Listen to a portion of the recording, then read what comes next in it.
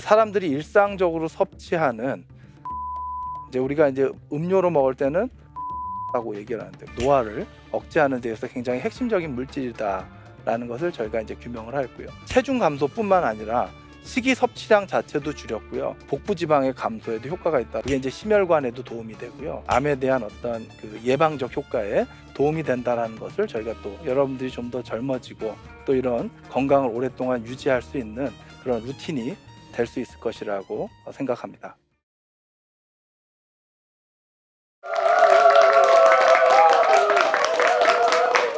안녕하십니까. 서울대 푸드테크학과 학과장을 맡고 있는 이기원입니다.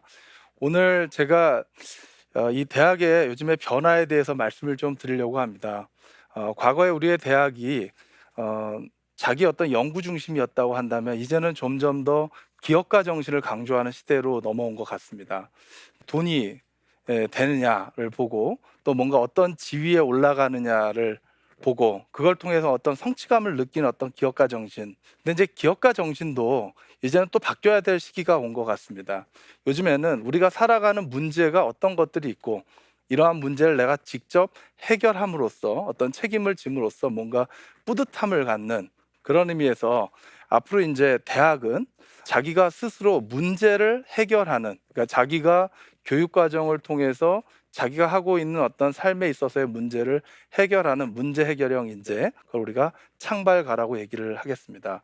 최근에 이 코로나를 경험하시면서 어떤 것들이 가장 필요하다고 생각을 하셨나요? 예, 백신이라는 것들이 나왔어요. 예, 누가 그 일을 했냐 하면 MIT의 모더나라고 하는 RNA 백신을 만든 밤 랭어라는 교수님이 이 모더나를 만들었습니다. 이러한 모더나는 작년에 아주 기업 가치가 올라갈 때 뭐 200조, 300조씩 갔습니다. 그만큼 모든 사람들한테 굉장히 의미 있고 그리고 모든 사람들한테 필요한 일을 해결했기 때문에 이제 이런 중요한 기업을 만들어냈겠죠.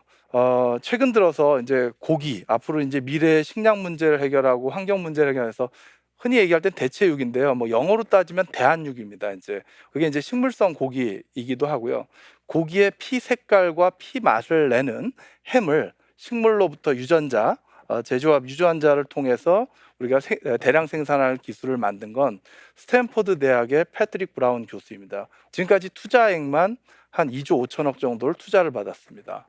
최근에 중국에서 노벨상 수상자가 나왔습니다. 중의학 연구원의 이제 투유라고 하시는 분이 개똥쑥으로부터 약쑥, 그죠? 개똥쑥이라는 게 뭐 약쑥을 하면 쑥과죠. 아르테미니신이라고 하는 개똥쑥에 있는 그 물질을 가지고 말라리아 치료제를 개발함으로써 수십만 명의 사망을 낮추는 그런 어떤 이 신약 개발을 하셨기 때문에 노벨상을 받았습니다.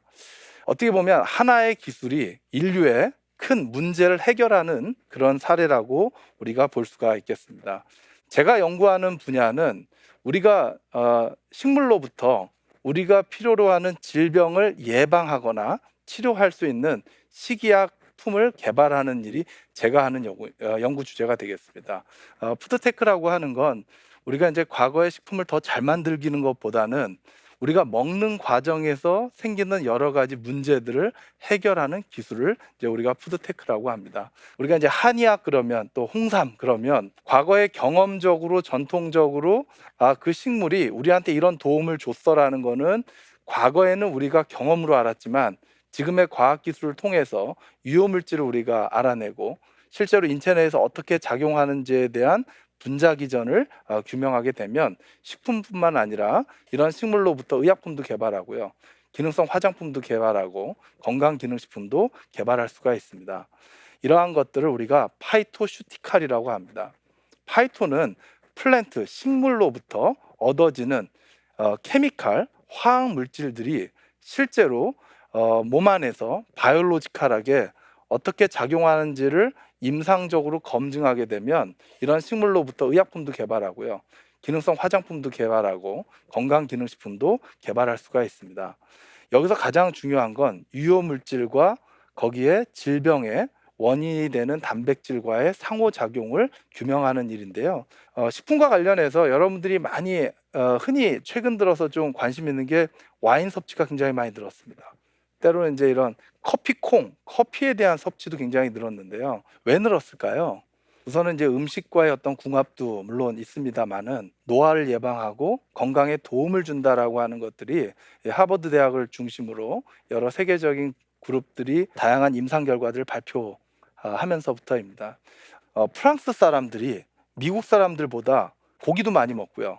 그리고 담배도 많이 피고요. 운동도 안 하는데 왜 심장병 발병률이 낮을까? 그러니까 프랑스 사람들은 생활 습관이 안 좋음에도 불구하고 와인을 꾸준히 섭취하기 때문에 그런 노화를 막을 수 있다라는 것에 이제 착안을 해서 그 물질이 무엇인지를 찾아낸 게 레스베라트롤이라고 하는 화학 물질입니다. 이 물질이 인체에 노화를 막는 설트라고 하는 단백질을 활성화시키는데요. 이를 통해서 당연히 노화를 막는 의약품 개발에도 활용될 수 있고 또 기능성 화장품에도 적용할 수 있고 건강기능식품에도 적용을 하는 그런 응용 물질을 만들었습니다. 실제로 에스테로더에서 리바이털라이즈드 크림의 피부에 노화를 막는 화장품으로도 이용되고 있고요. 또 뉴스킨이라고 하는 회사에서 이런 라이프스팬이라고 하는 노화를 막는 건강 기능식품에도 개발이 되고 GSK라고 하는 세계적인 이제 제약회사의 이 물질이 실제로 설트라고 하는 단백질하고의 결합을 규명함으로써 그 유도체를 개발해서 하버드 역사상 제일 큰 기술 이전을 했습니다. 현금으로 1조 원의 2008년도에 기술 이전을 하였습니다. 근데 이 연구에서 맹점이 하나 있습니다. 프랑스 사람들이 와인을 섭취하면서 심장병 발병이 낮춰지는 건 맞는데 그 물질이 레스베라트롤일까? 저는 이제 그게 굉장히 궁금증이었어요. 포도 씨가 있지 않습니까? 거기서 낸 탄닌, 떫은 맛을 내는 성분이 실제로 노화를 막는 물질인데 포도주에 1리터에는 레스베라톨이 1mg밖에 함유되어 있지 않습니다. 대부분은 폴리페놀 화합물들 이고요. 이러한 폴리페놀 화합물들이 이 레스베라트롤보다 더 와인에 있어서의 어떤 사람들의 수명을 연장하고 이런 노화를 막는데 더 중요하다라는 것을 저희 그룹이 연구를 많이 했습니다. 폴리페놀을 우리가 이제 분석해 봤더니 이러한 폴리페놀들 중에 대표적으로 프로시아닌이라고 하는 화합물이 이런 노화를 억제하는 데에서 굉장히 핵심적인 물질이다라는 것을 저희가 이제 규명을 하였고요. 가만히 보니까 이 포도씨에 있는 성분하고 카카오에 들어있는 성분이 똑같은 구조의 화합물이라는 걸 나중에 확인을 했어요. 그래서 실제로 저희가 사람들이 일상적으로 섭취하는 카카오, 이제 우리가 이제 음료로 먹을 때는 코코아라고 얘기를 하는데 코코아 한 잔이 이 와인 한 잔, 그리고 녹차 한 잔, 홍차 한 잔보다 얼마나 만큼 노화를 억제할 수 있는 이런 항산화 물질이 많이 들어있는지를 분석을 했는데요. 코코아 한 잔이 포도주에 비해서 2배 이상, 홍차나 녹차에 비해서는 3배나 5배 이상 더 많은 항산화 물질을 함유하고 있고 그런 어떤 항산화 효과를 가진다는 것을 저희가 발표를 했고요. 임상 실험도 거쳤고요. 최근 들어서는 치료제로서도 우리가 이제 프로시아의 대사체를 신약으로 개발하는 단계까지 저희가 지금 진입했다라고 말씀드리겠습니다. 카카오라고 하는 물질은 단순히 이제 이런 젊음을 유지하는 어떤 이 피부에 대한 건강뿐만 아니라 체지방에서 급격히 효과를 주는데요. 동물 실험을 했을 때 비만을 유도한 마우스 모델에서 체중 감소뿐만 아니라 식이 섭취량 자체도 줄였고요. 더 나아가서 복부 지방의 감소에도 효과가 있다는 것을 저희가 발표해서 인터내셔널 어비서티라고 하는 세계적인 비만 저널에 저희가 학술지에 발표한 바가 있습니다. 이런 노화를 막고 피부의 건강과 이런 체지방을 억제하게 되면 사실은 만성 질환의 예방 효과를 갖습니다. 그게 이제 심혈관에도 도움이 되고요. 또 더 나아가서는 암을 억제하고 암에 대한 어떤 그 예방적 효과에 도움이 된다라는 것을 저희가 또 확인한 바가 있습니다. 최근에는 우리가 이제 이 카카오라는 어떤 물질이 일반적으로 이제 초콜릿하고 자꾸 연관을 하다 보니까 이게 되게 아토피에 또 뭔가 안 좋은 이미지가 있지 않을까라고 생각을 해서 우리가 진먼지 진드기를 가지고 아토피를 유발한 시험군에 있어서도 이 카카오 추출물이 아토피를 오히려 현저하게 증상을 완화시키고 피부 장벽을 개선시키고 가려움증의 개선 효과가 있다라는 것을 저희가 동물 실험을 통해서 확인을 하였습니다. 마지막으로 이 카카오라고 하는 어떤 주제를 가지고 하다 보니까 충치 얘기를 많이 하시는데요. 예.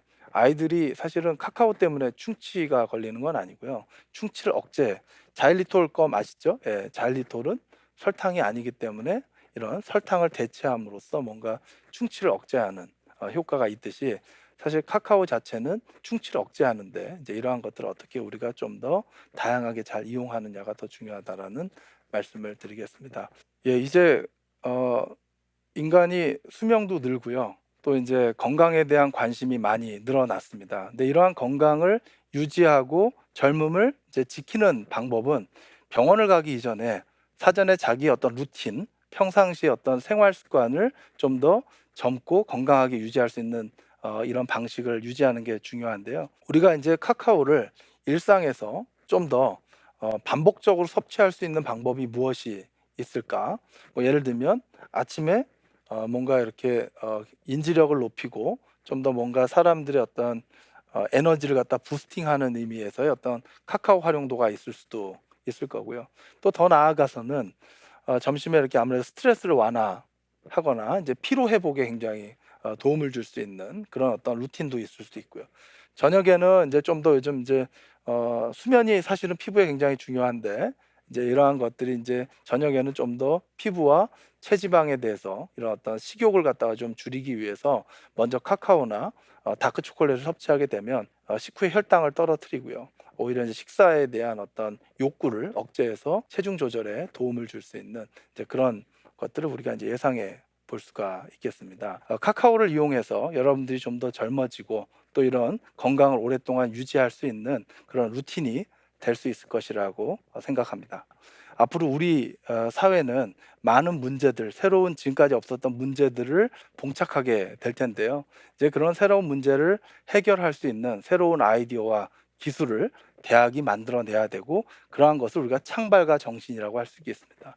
대학이 얻어낸 이런 기술들을 실제로 확산하고 이제 사업화하기 위해서는 대학과 이제 기업이 서로 이제 협력할 수 있는 플랫폼이 필요하고요. 이제 이러한 것들이 지금 제가 만드는 푸드테크 학과라든지 한국 푸드테크 협의회를 통해서 이런 창발가들이 대학에서 발굴되고 이러한 것들이 실제로 사회에 적용될 수 있는 그런 플랫폼이 되지 않을까 기대를 합니다. 오늘 말씀 들어주셔서 감사합니다.